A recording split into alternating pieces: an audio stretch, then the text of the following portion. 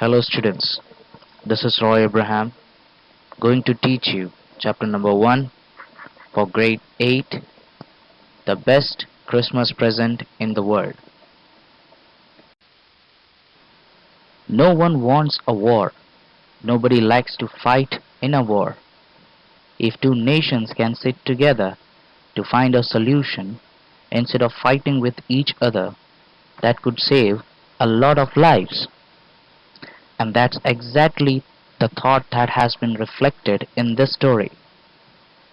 The Best Christmas Present in the World by Sir Michael Morpurgo. Now let's see the main characters of this chapter. First one, Jim Macpherson. He was the leader of English troops.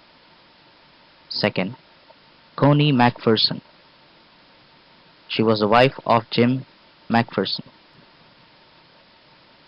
Third, Hans Wolff, the captain of German troops. Difficult terms and their meanings. First one, roll-top desk. A desk with a flexible sliding cover. Second, clumsily mended. Something being repaired without skill. Third, brute force. Violent force.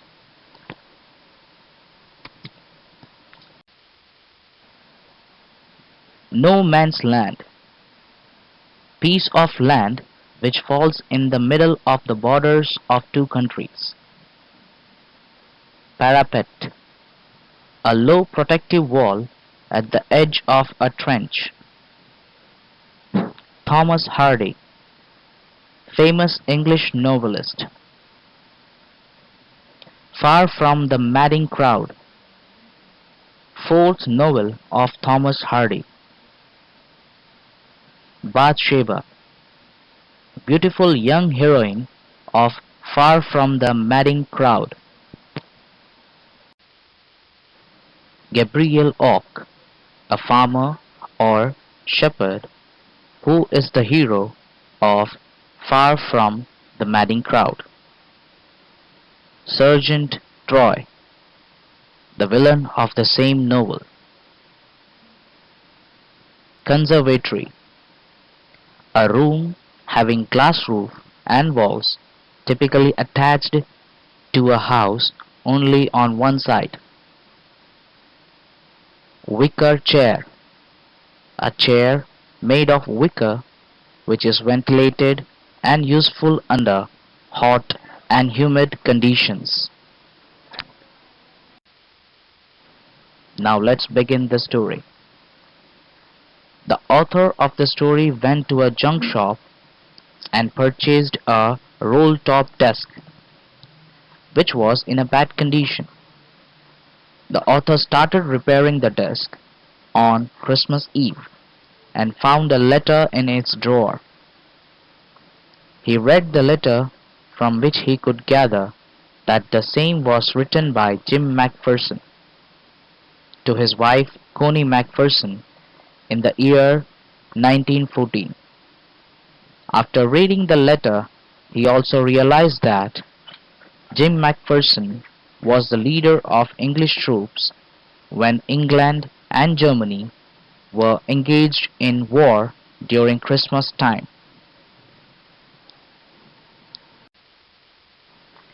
As per the letter, on Christmas morning, something wonderful happened.